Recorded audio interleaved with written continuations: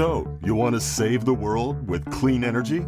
Make money doing it? Confused about the economic and technical realities of residential and commercial solar, batteries, heat pumps, EVs? Want the real-world scoop on new energy technologies, not manufacturer hype? Then tune in to the Weekly Energy Show, hosted by Barry Cinnamon. Insights from Barry's 40-plus years in the solar and energy industry will help you understand the future ways we'll generate and consume energy.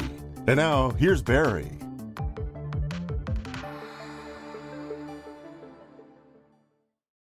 Welcome to this week's Energy Show. We often talk about current and future solar technology. These are solar things that we're putting on our roof, new systems, new solar cells, inverters, and things like that. But how did we get here?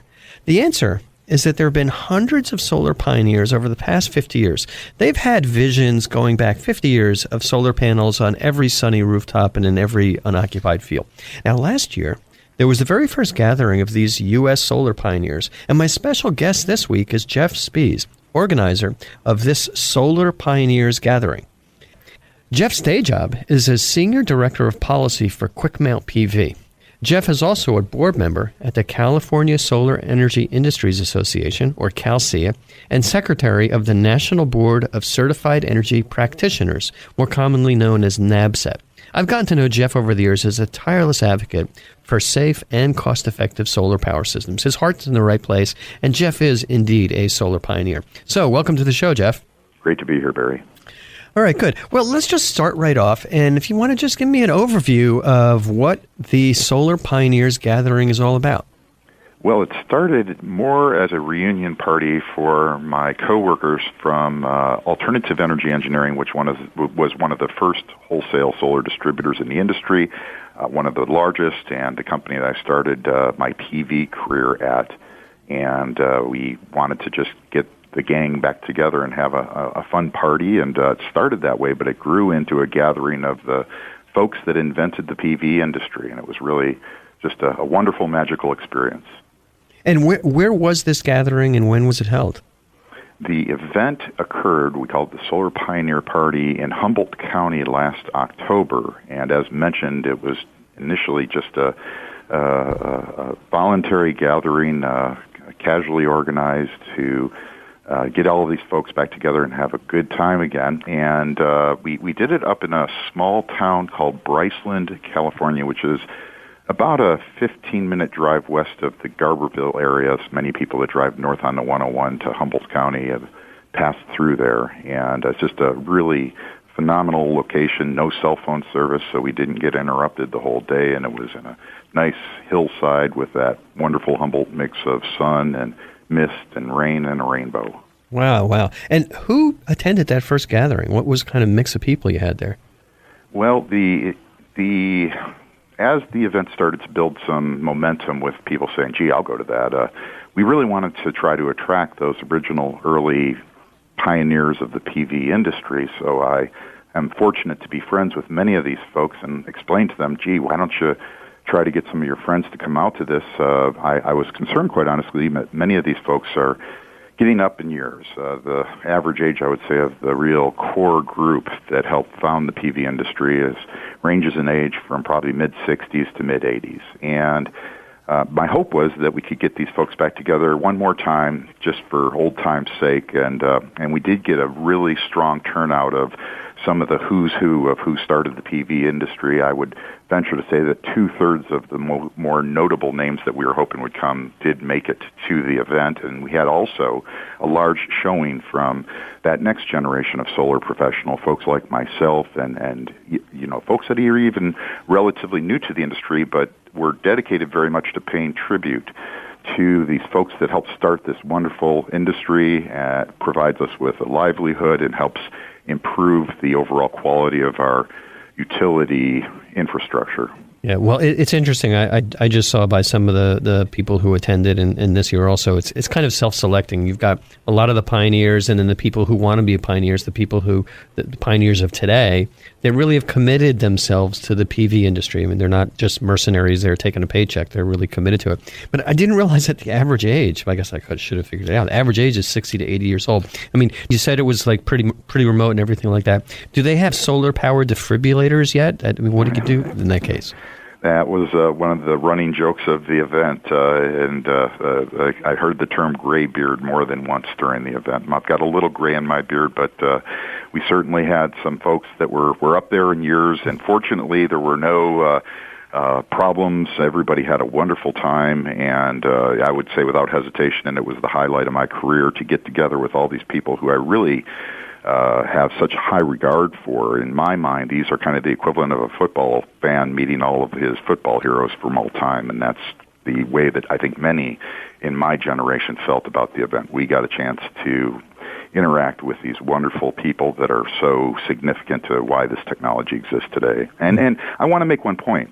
You mentioned the pioneers of the solar industry here in the United States, and that term is nebulous and has been discussed extensively since this whole concept came about. First and foremost, we are paying tribute to the pioneers of PV, and it's no disrespect to the pioneers of solar thermal. Unfortunately, those people passed away about 100 years ago because solar thermal really debuted in a significant way in the late 1800s. And while the PV industry also debuted in the late 1800s, in fact, John Perlin has this wonderful photograph showing a solar PV system on a rooftop in Manhattan in 1880.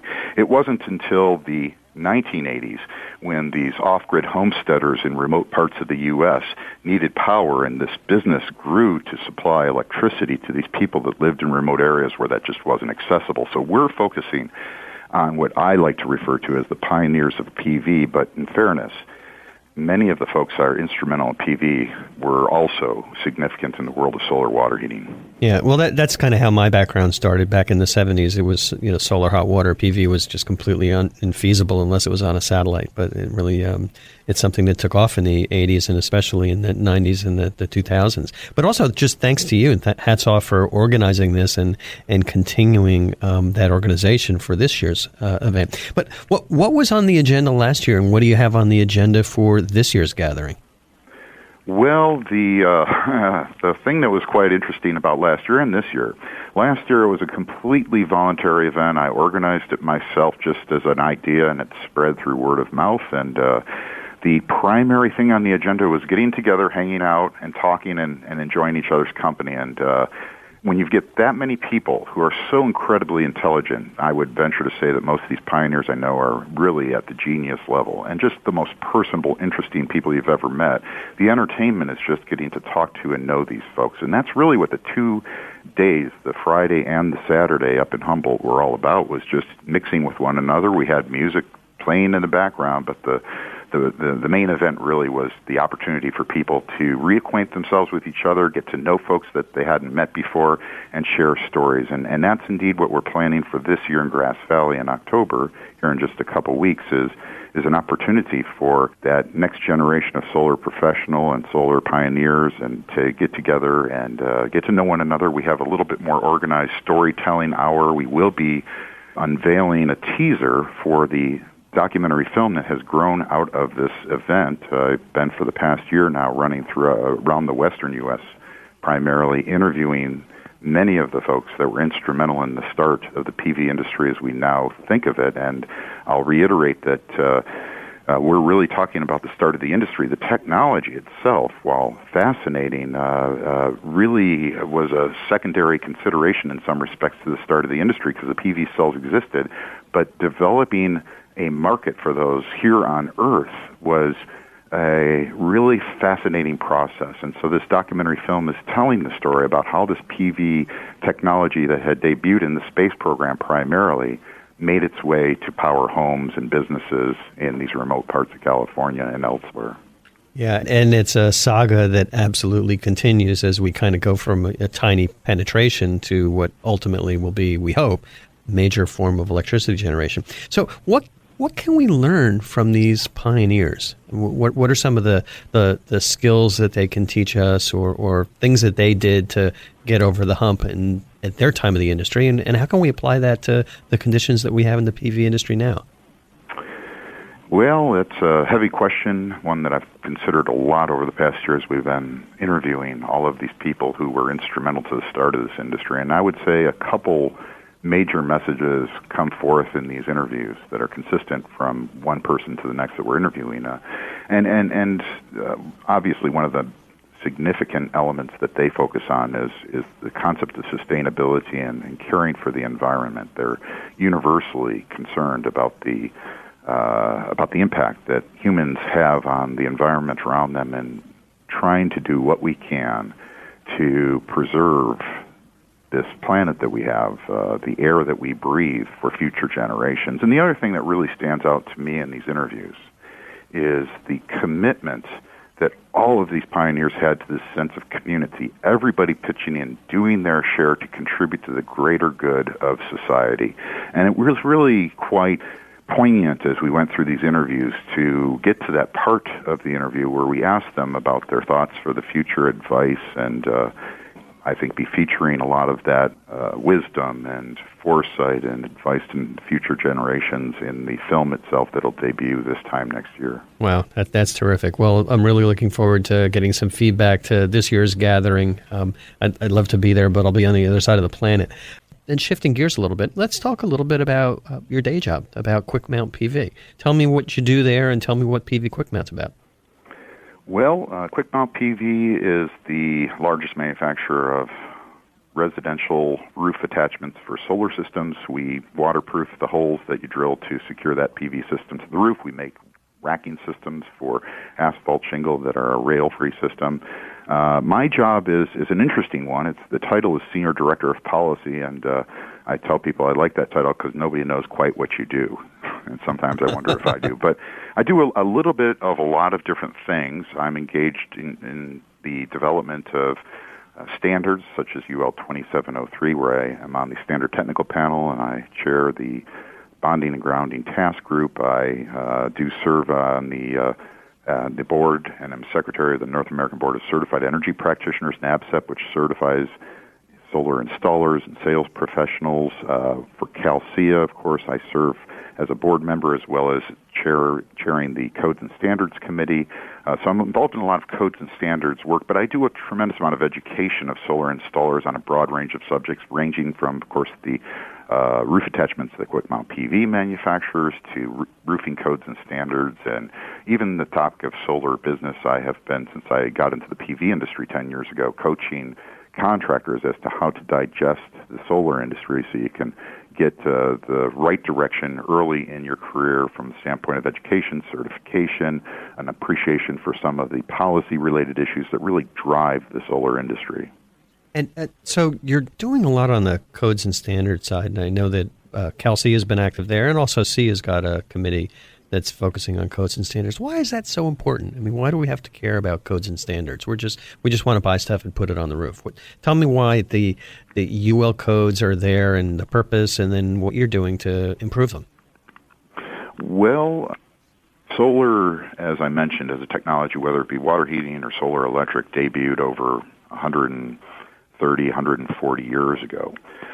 But it was such a niche technology, a narrowly defined technology. There were so few installations that building departments across the country largely ignored these installations. If 30 years ago somebody put a solar PV array on their home, they didn't understand what it was, and as a result there were no real codes or standards that were applicable, so the local building officials made decisions if it was an inspected system, a permanent inspected system that seemed sensible, but they didn't have any guidance.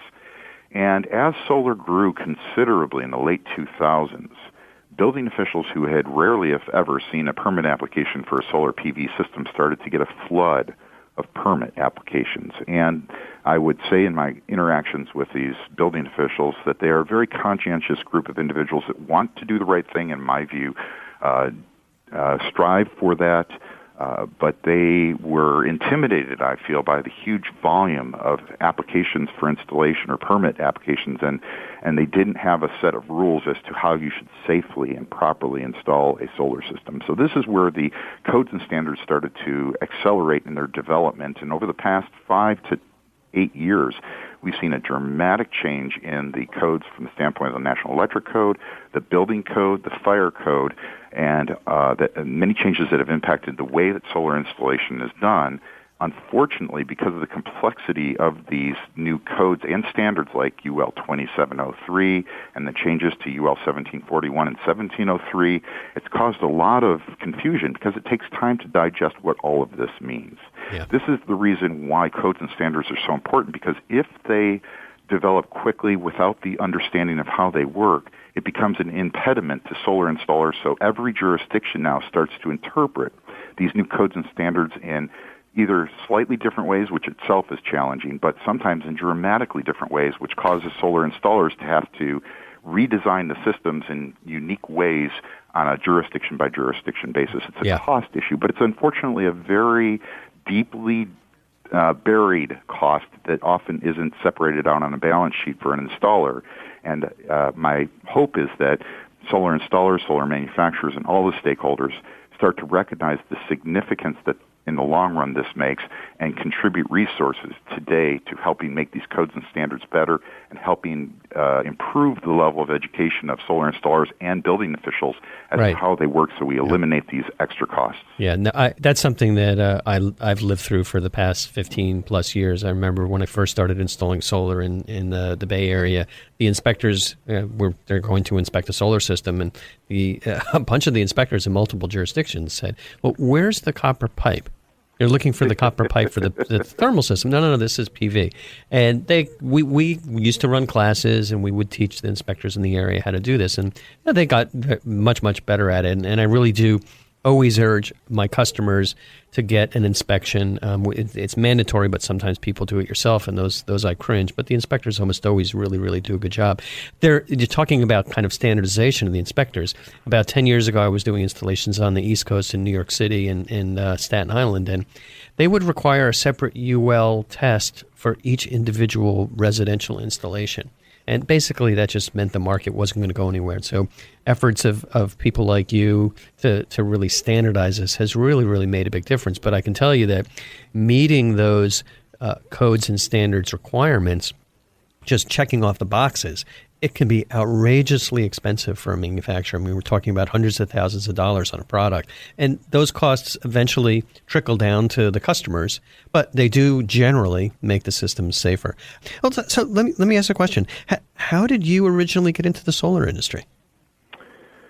Well, I had a brief stint while I was in college in the mid-'80s working in the world of solar water heating systems. I was a telemarketer who used to call you while you were eating dinner and ask if you wanted to buy a StarPack solar energy system.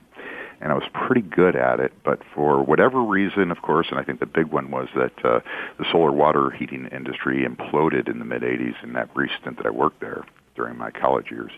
I ended up going to work in the industrial automation sector where a big part of the work I had done was focused on education, training a wide variety of technical professionals from engineers to technicians, repair people on a wide variety of electromechanical motion control equipment. And after 20 years of doing that and not being particularly gratified with the end result of my work, I liked aspects of it.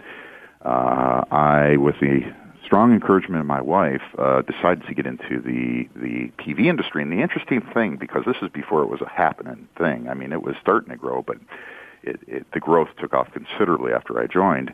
And I was a little bit apprehensive because it was difficult to learn anything about PV online. And I went to one of at that time it was the biggest trade show in the industry, Solar Power 2006, to see if I can unravel the mystery. And I fortunately made contact at that event with Annie Katz, who she's David Katz's wife, at the Solar Power 2006 trade show in San Jose, and started a correspondence with Annie and Jeff Haas, who was the VP of Sales. And over the course of the next 6 months, I started to get my solar training from Solar Energy International. And when I felt competent enough to go into the world of solar, contacted AEE Solar, went up to Humboldt County and interviewed with David Katz, and we hit it off, and it was a wonderful experience working as the director of training and trade shows for AEE Solar for a few years, where I organized several of the largest technical training conferences that still to this date have ever been held. So wow. That's how I got into